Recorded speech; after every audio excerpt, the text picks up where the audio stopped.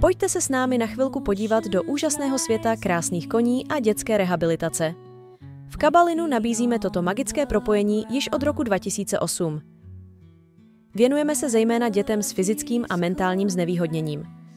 V roce 2023 bylo v naší péči víc než 180 klientů a ročně provedeme na 3000 terapeutických jednotek. Kdo jsme? Jsme tým odborných fyzioterapeutů s mnohaletými zkušenostmi s hypoterapií a dětskou fyzioterapií. Jsme tým ergoterapeutů, kanisterapeutů a specialistů pro práci s koňmi. Především jsme ale tým nadšenců, kteří mají to štěstí, že ve své práci neustále nacházejí velké uspokojení. Máme statut střediska praktické výuky a doporučené hyporehabilitace, udělené Českou hyporehabilitační společností. Naše fyzioterapeutky jsou specialistky na hypoterapii v rané péči a jako první v České republice jsme začali poskytovat tyto služby kojencům již od 2 měsíců věku. Co děláme? V rámci našich služeb poskytujeme ambulantně hypoterapii, kdy za námi klienti přijíždějí na 1 nebo 2 terapeutické jednotky denně, během jednoho celého týdne. Našich 5 koní tak nabídne terapii obvykle 10 až 13 dětem a odpracuje 90 terapeutických jednotek za týden. Dále nabízíme 2 různé modely intenzivních hypoterapeutických pobytů klientům ze vzdálenějších koutů České republiky, pro které není každodenní dojíždění možné. Jako součást hypoterapeutických služeb naše fyzioterapeutky poskytují rodičům klientů fyzioterapeutické konzultace a díky dlouholetým zkušenostem a bohatým kontaktům s jinými odborníky dokážou doporučit další možnosti terapie a rozvoje dovedností klientů. Ambulantní hyporehabilitace v pedagogické a sociální praxi nabízí individuálně vedené lekce pro děti s poruchou autistického spektra nebo jiným znevýhodněním. Naši instruktoři cíleně využívají prostředí a činnosti kolem koní pro rozvoj dovedností a zručností klientů. Kontakt s koněm je pro většinu klientů velmi silným motivátorem a tak jsou ochotnější vyjít ze své komfortní zóny a třeba začít komunikovat. Naší další aktivitou jsou integrační dny u koní pro naše klienty a jejich zdravé sourozence a kamarády. Benefity jsou na všech stranách. Děti bez handicapu se učí větší trpělivosti a toleranci. Učí se nabídnout pomoc, pokud je to potřeba, ale taky respektovat druhé, takové, jací jsou. Děti s handicapem si během společných her zažijí pocit sounáležitosti, kamarádství, ocenění a získají nové kompetence. V roce 2021 jsme se v rámci společného projektu s nemocnicí milosrdných sester svatého Karla Boromejského začali intenzivně věnovat kontaktní terapii pro pacienty paliativní péče. V současné době se kromě toho účastníme na procesu přípravy kurzů kontaktní terapie pod Českou hyporehabilitační společností a naše fyzioterapeutka a zakladatelka Kabalinu magistra Tereza Honců je jednou z hlavních lektorek těchto kurzů. Tím plynule přecházíme k naší další činnosti, a tou je šíření osvěty a s tím související vzdělávací aktivity. Zapsaný spolek Kabalinus má od roku 2015 statut střediska praktické výuky. Naše fyzioterapeutky jsou lektorkami České hyporehabilitační společnosti a pravidelně vedou kurzy pro fyzioterapeuty a ergoterapeuty. V České republice jsme jediným střediskem, kde vedeme taky kurzy Equine Facilitated Therapy Basic and Equine Facilitated Therapy for Toddlers v anglickém jazyce pro zahraniční studenty. Aktivně se účastníme tuzemských i zahraničních konferencí a naše fyzioterapeutky mají zkušenosti s organizací a vedením kurzů v Americe či Turecku. Kabalinus dlouhodobě zabezpečuje výuku předmětu hypoterapie v pregraduálním studijním programu fyzioterapie na 2. lékařské fakultě Univerzity Karlovy. Praxi u nás získávají studenti oboru zoorehabilitace či chovu koní na České zemědělské univerzitě. A spolupracujeme taky se Střední školou dostihového sportu a jezdectví v Chuchli. Kde pracujeme? Praha Lipence. Od podzimu 2020 je zde naše zázemí pro ambulantní hyporehabilitaci s výběhy, novou jízdárnou, ustájením pro koně a zrekonstruovanými prostory pro klienty a náš tým. Tady probíhá velká část našich rozmanitých aktivit. I když ne vždy mají všichni chuť do práce. Strážné v Krkonoších. V průběhu letních měsíců zde pořádáme 5 sedmidenních hyporehabilitačních pobytů pro víc než 70 rodin našich klientů ze všech koutů České republiky.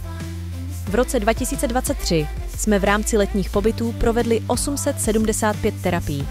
Kromě hypoterapie a kanisterapie, určené pouze pro naše klienty, se do vedlejších aktivit mohou zapojit i celé rodiny. Společně si můžou užít čištění a vodění koní, každodenní muzikoterapii a tvořivé aktivity s pohádkou. Velkým benefitem těchto pobytů je sdílení informací mezi rodiči, kteří často musí řešit podobné problémy a tady nacházejí podporu a pochopení. Není výjimkou, že tady vznikají dlouholetá přátelství. Naším druhým domovem je od roku 2015 český Šternberk.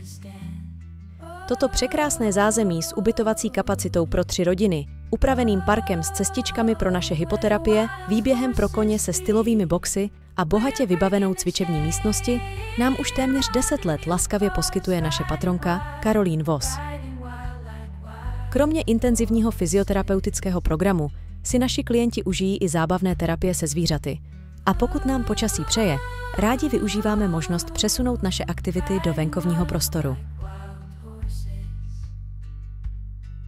Kromě těchto 3 lokalit ještě s našimi koňmi navštěvujeme pacienty paliativní péče v nemocnici pod Petřínem a děti na oddělení dlouhodobé intenzivní ošetřovatelské péče v Hořovicích. Nabízíme jim kontaktní terapii, kde je hlavním cílem zprostředkovat nový zážitek, vzbudit pozitivní emoce, umožnit pacientům odreagovat se od stereotypu nemocniční péče a na chvíli zapomenout na svoji nepříznivou situaci. U seniorních pacientů koně často vyvolají příjemné vzpomínky na dětství či mládí. Toto setkání podporuje komunikaci o nových tématech, na která rád navazuje i ošetřovatelský personál v následujících dnech.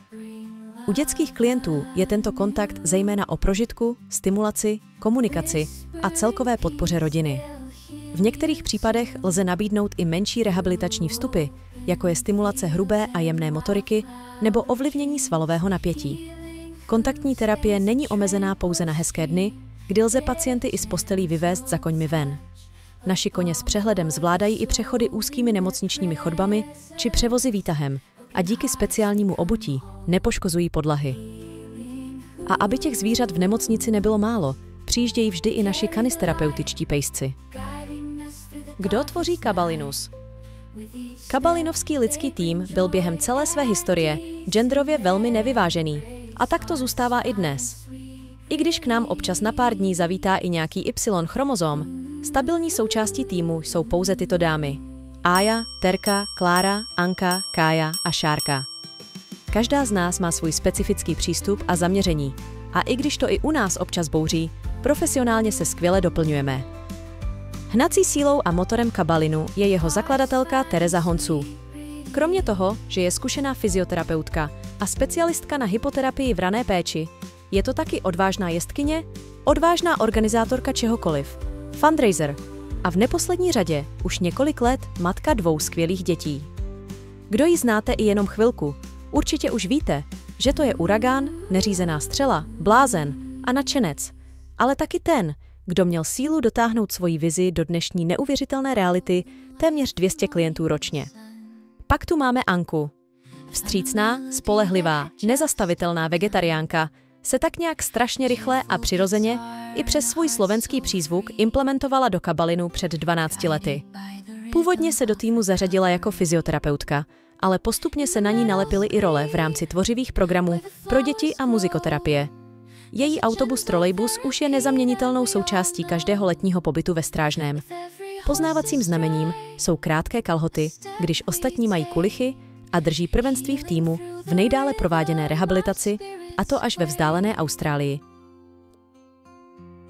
Dalším členem je nepřehlédnutelná Klára, dlouhá vlasatá kráska. Na koňském hřbetu v podstatě od dětství. Koně miluje a asi by bez nich ani nedokázala žít.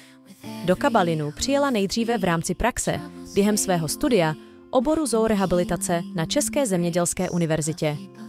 Náročný a bláznivý týden během příměstského tábora s několika dětmi s autismem ji neodradil a tak se postupně vyprofilovala na hlavního manažera péče o koně a nekompromisně dohlíží na jejich pohodu. To jí ale nestačilo a před léty vystudovala ergoterapii, kterou velmi dovedně kombinuje s kanisterapii. Kromě toho je specialistkou na hypoterapii a taky hyporehabilitaci v pedagogické a sociální praxi.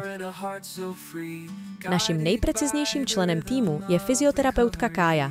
S vždy dokonalými, hladkými a lesklými vlasy je naprosto spolehlivá puntičkářka.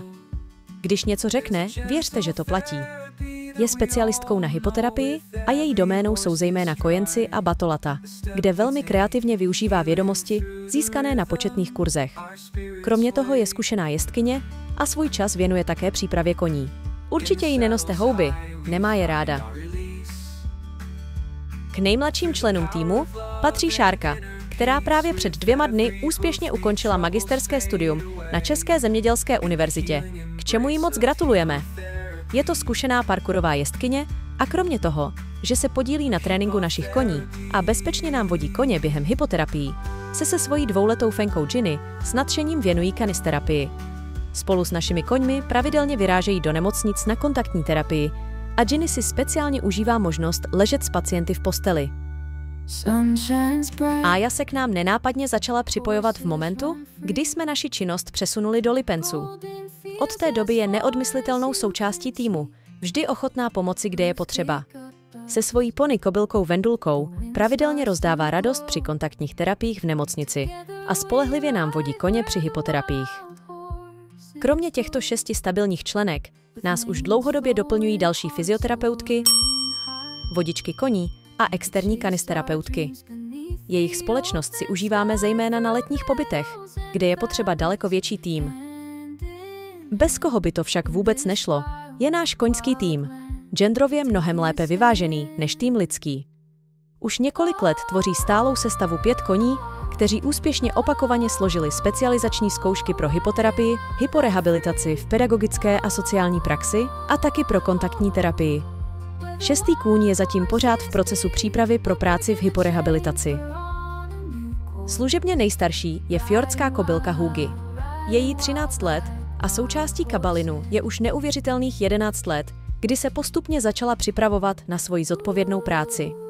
Při hypoterapiích je velmi vnímavá, při kontaktní terapii empatická, ale pod sedlem se z ní stává divoký mustang navzdory neúplně atletické figuře.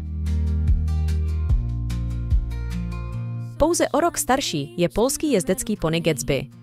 V začátcích měl trošku horkou hlavu, ale postupně se vypracoval na úplného profesionála, kterému svěřujeme ty nejmenší miminka, díky ideální biomechanice pohybu jeho hřbetu. Nejmenším členem je 14letá irská kopka Kira. Hodí se pro šikovnější a zkušenější klienty, protože její kratší nožičky dodávají jejímu hřbetu množství výrazných impulzů. Poznávací znamení je její knír, i když je to holka. Druhá irská kopka, 10letá Maeve, je nejmladší člen týmu, i když po těch letech praxe to už není znát. Maeve je rozhodně největší flegmatik, jakého v týmu máme. Když se lekne ona, je dobré zpozornět. Služebně nejmladší je 15letý Quarter Horse Monty, který už několik let spolehlivě vozí i našeho jediného dospělého klienta, patrona Martina Zacha. Za ta léta jsme spolu s našimi koňmi nachodili stovky kilometrů terapií a jsme moc rádi, že jsme na to nebyli nikdy úplně sami. Velké díky patří všem našim dárcům, donátorům a podporovatelům. Bez vaší finanční, materiální, fyzické i duchovní podpory bychom nemohli pokračovat v tomto krásném a smysluplném poslání. Rodičů, kterým vyhoví nadace, nebo jsou schopni platit terapii v plné výši, je asi jen 50%. Ostatním pomáháme dotovanou cenou terapie. Tuto dotovanou částku jim můžeme nabídnout jen díky vaší pomoci. Z darů dále financujeme budování a údržbu celoročního bezbariérového zázemí,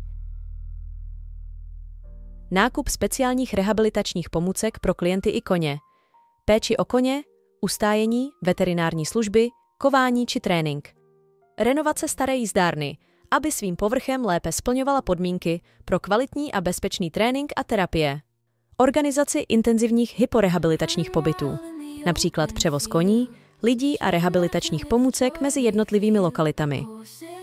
V tomhle směru nám výrazně pomohla firma Certicon. Díky neuvěřitelné štědrosti firmy Certicon AS máme nadále k dispozici skvělý, bezpečný a spolehlivý vůz na přepravu našich koní a všech pomůcek všude tam, kde jsou potřeba. Mockrát děkujeme. A jedno speciální poděkování patří úžasnému týmu lidí z ACQ ČSOB, kteří nám věnovali svůj čas a energii a za jeden den stihli tolik, co by nám samotným trvalo měsíc. Děkujeme za dřevo na celý rok, složení sena, úpravu zahrady, uklizení stodoly, dokončené úpravy kolem jízdárny a mnoho dalšího. A taky velké díky za příval skvělé nálady. I když je někdy náročné najít vždy novou energii a motivaci bojovat s větrnými mlýny, právě tyhle velké i malé impulzy od vás, našich podporovatelů, nás vybízejí pokračovat. A my chceme jít dál.